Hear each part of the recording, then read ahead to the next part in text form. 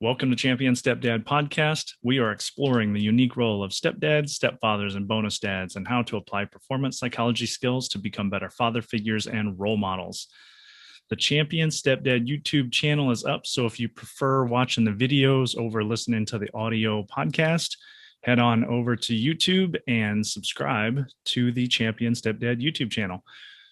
Join the Champion Stepdad Facebook group and build your band of brothers. I am your host, Neil Wattier. I'm a 16-year stepdad. I'm also a resilience trainer and a performance consultant, encouraging you to become a champion stepdad. Today, I had a interview fall through, so I just decided to record some of my thoughts from a few conversations I had over the last couple of days. We talk a lot about perspective, and I wanted to offer a little story from a conversation this morning with a friend of mine, David, who has a young boy, and he's through talking with me, he's given credit to the information that he's taken from me and how he's been able to apply it into his relationship with his son. And an interesting story he told me this morning was at dinner last night. His son was throwing a fit, didn't want to eat.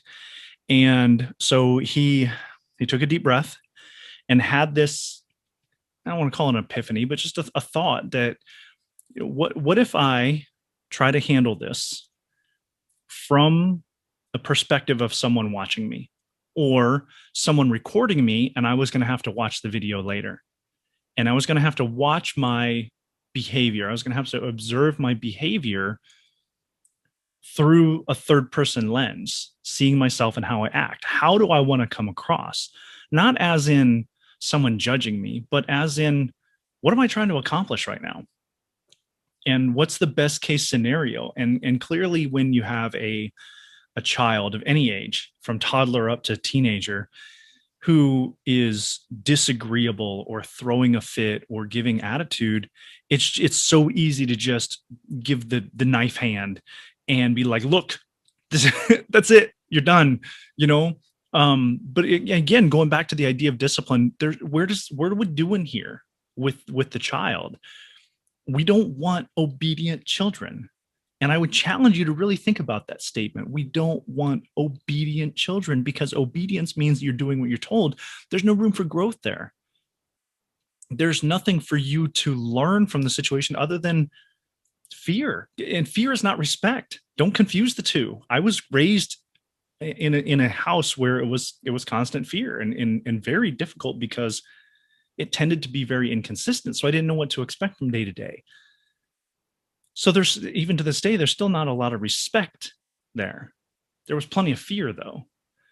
So going back to David's story, is his son didn't want to eat his dinner and he was throwing a fit. I don't like that. I don't like that. It was like steak or something like that. Like, come on, really? And so David just very politely and calmly, as best he could, and these are his words, he said, as calmly as he could in this situation, he says, come over here and stand next to me. And we're going to have a conversation about this. I just want you to know that this is what's for dinner. And these are your choices. You can sit down and eat a hot meal right now. You can come back later and you can eat a cold meal, or you can go off on your own and not eat anything. And of course, there was still some arguing and some freaking out going on, I'm sure a little bit on both sides. But ultimately, he felt he handled the situation really well, because after these conversations, the idea of redefining discipline and what's the productive outcome. And I don't want obedience. I want the idea of discipline. I want to train. I want to provide an opportunity. So he did. He provided an opportunity by taking control of the situation, meaning taking control of himself. What can you control? You can control your emotions, your thoughts, your behaviors, your belief system. So he did. And his son was still defiant and didn't want to eat. So he left and he said, okay, well, I gave you your choices and you chose to walk away from the table. Let me know if you're hungry later. Here's your dinner. You can have it cold. Well, he ended up going to bed without dinner. And so we kind of laughed about it this morning. We're like, well, what was the harm done in letting him make the decision and not eating dinner? I went to bed plenty of times without dinner when I was a little kid. None whatsoever. But what he did was he created an environment where he didn't have to be the bad guy. And I'm sure there was still some of that, but looking at that from, if he was observing himself from up above, or if somebody had recorded that situation, he said, looking back on it, he was proud of how he handled it. And I think there's something to be said for that. And it's not as if people are watching you and judging you. Fuck that. I'm talking about people watching you, no different than your band of brothers, watching you, observing you, and then coming to you later and saying, yeah, man, I think you got to handle that a little bit better. Looking at yourself through a third person, through an alternate perspective, and looking at yourself and saying, yeah, I could have handled that a little bit better. I think that there's something to be said for some of the really, really basic techniques for mental and physical control. And, we talk about using sport performance skills. What are some of those basic ones? Breathing techniques, naming your emotions so that you shut down that emotional trigger response, the breathing techniques paired with that so that you can calm your body and bring it down. The focus your attention on what's the most important thing, and not necessarily the fight, but the outcome. What am I trying to accomplish here? And that's what I'm really enjoying about the interactions that I'm having with you all. And as much as I'm learning to where I need to apply these things to still continually get better. What am I doing well, and what can I do better? And even last night, having a conversation with Cindy where she had called me out because it came to light that I didn't have effective communication over the last couple months, where I had made some decisions, some financial decisions, and didn't fully discuss it with her.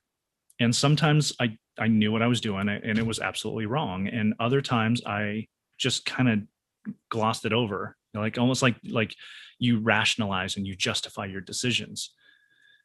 And it was interesting because I praise Cindy all the time. She's an amazing person, and I don't know how she does it. I could tell she was upset, but not one time did she yell at me. Not one time did she raise her voice. One time did she use a name calling. She didn't revert to any of that stuff. Total productive on her side.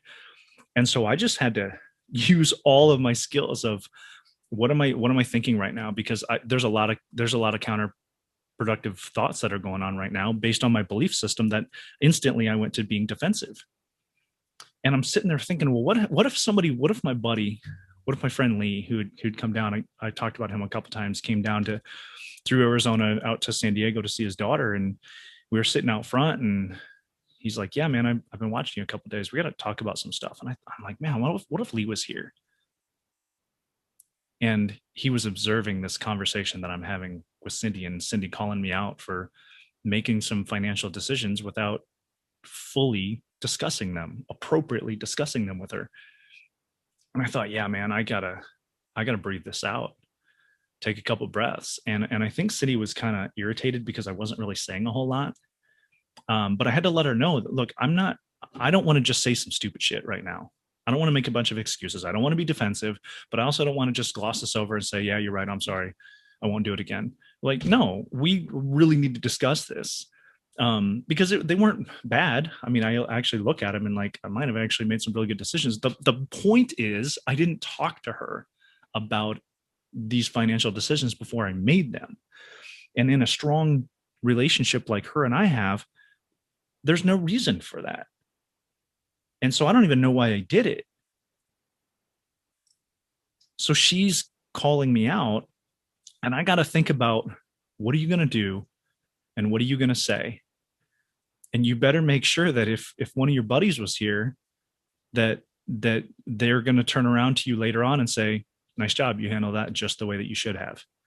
And so it took me a little while. And actually, we haven't even really finished it. I'm going to wait for her to get home from work today. And and finish the conversation. Basically, the conversation is going to be me telling her how sorry I am for making stupid decisions, or for making decisions, not even done decisions, just decisions without fully discussing them with her.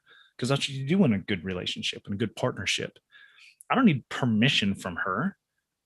It's me giving her respect as conversations that need to be had, right? Going on that old school, y'all, your whip bullshit. No, you have effective conversations and you make sure that you're on the same page. Because if she can't trust me that I'm going to talk to her about these kind of things, what else is she going to start questioning me about? And now that's my responsibility, my fault that now she's questioning me because of my actions, my behaviors. So, this is one of those days where I didn't even have any notes of what I was going to talk about. Just some things that came up, and it really hit me. And I really appreciate my friend Lee, who is one of those guys that him and I have that ability to look at each other and say, you know what, that wasn't the best thing that you could have done, or be that we just need to have a conversation and talk about it, or give that positive reinforcement, that the pat on the back, so you know what, you're doing the best you can, and I'm here for you. You got to have those people in your life. And if you don't, then get into our group, man. Get into the Champion Stepdad Facebook group and get ready for the membership thing that's going to drop on June 1st. I'm really excited about this because I've talked with several people who are like, you know what, I feel like I'm floundering. I'm just, and they say all kinds of things, and you can just hear it, even if they're texting it or typing it over Facebook or whatever messenger that's out there. People are like, yeah, man, I just feel like I'm missing something. I get it. I've been there. And that's why I wanted to build this community. That's why I'm building this community. I want you to come in and build it with me, because we need a band of brothers that we can lean on, and we can have those effective conversations. And then when shit's going down and I'm getting anxiety, or I'm getting depressed, or I'm getting angry, or I'm getting defensive, or whatever's going on, what would my buddy say if he was standing here? Where's the accountability? Where's the empathy and support? Because when you have that from a group of friends, when you have that from a band of brothers, sometimes they don't even need to be there with you. They don't even have to be standing there watching you. Just the fact that that there's somebody out there like that if they were here, that in itself is very comforting, and it's very encouraging. And it's also lends itself to accountability. So I took the opportunity to breathe it out, take my time, made sure that when I was ready to say something, that it was the appropriate thing to say. And that goes back to the original story with Dave with his son. He had a conversation with his son the next morning. He's like, hey, did you miss dinner? And he's like, yo, I was kind of hungry. He didn't have any long-term effects from it, but it was the point that he made a decision that he felt comfortable with, because he wanted to take that perspective of, what if somebody was watching me? And what would I do if somebody was watching me and then was going to give me feedback later? And it was good. And it felt good to hear him say, I appreciate the conversations that we've had, and how he's been able to take the information and apply it, and already sees a significant change in his relationship with his son, his relationship with his spouse, but just the confidence of knowing that he's got these skills, and he's got the confidence and the self-esteem to know that I've done it, man. That just feels so good, right? That I have these skills. And if you feel like you're lacking something, man, hit me up and let's talk about it. Let's talk about what are some of the situations, and let's start working on the basic stuff. When they pull athletes or soldiers out on training, they always start with the basic stuff, man. So let's start there. Let's start with some, challenging some of your belief systems, and talking about your thoughts and your emotions. That's effective mental skills. Throw the breathing in there for physical control. Those are the kind of stuff that, man, everybody can use more effective mental and physical skills, the simple stuff. So let's start there. Really appreciate you listening to me and just kind of rambling on now. It's just, it feels good to have great conversations with people and to understand that the community is already having a really good effect right now. So again, thanks for listening. My name is Neil Wattier. If you haven't already, please check out the Champion Stepdad Facebook group. That is going to be the podcast and the Facebook page are going to be free all the time. Hit it up. And I've got, starting this week, I'm doing more of an attempt at a structured engagement. So it's a little more predictable for you guys, but also it's easier for me so that it just becomes more consistent. So every week I'm going to throw out, a question or some kind of challenge on Monday. Wednesday, hey man, I'm hosting a Zoom. Go into the Champion Stepdad Facebook group. The Zoom link will be posted on Tuesday for a live group community call that I'm going to host every Wednesday. As of right now, it's evening. If you're over in the UK or somewhere else where that's not the greatest time, is what it is. I gotta pick a time and go with it. So we're gonna go with evening Pacific time. So details are on the Champion Stepdad Facebook group. That much more encouragement. If you haven't checked it out already, jump into the group, join us, and build your band of brothers. Let's make this thing happen. And coming up June 1st, we have the paid membership is going to kick off. It's going to have great content. And I promise you, the small monthly fee that you're going to pay is going to be far outweighed. It's going to be the content you're going to get is going to be so valuable. I'm putting so much into this, and I'm really, really proud of what we're putting together. And I appreciate David Poole, one of my business coaches, helping me out putting this thing together. So we're really kicking ass and trying to make this thing an amazing community. So join us.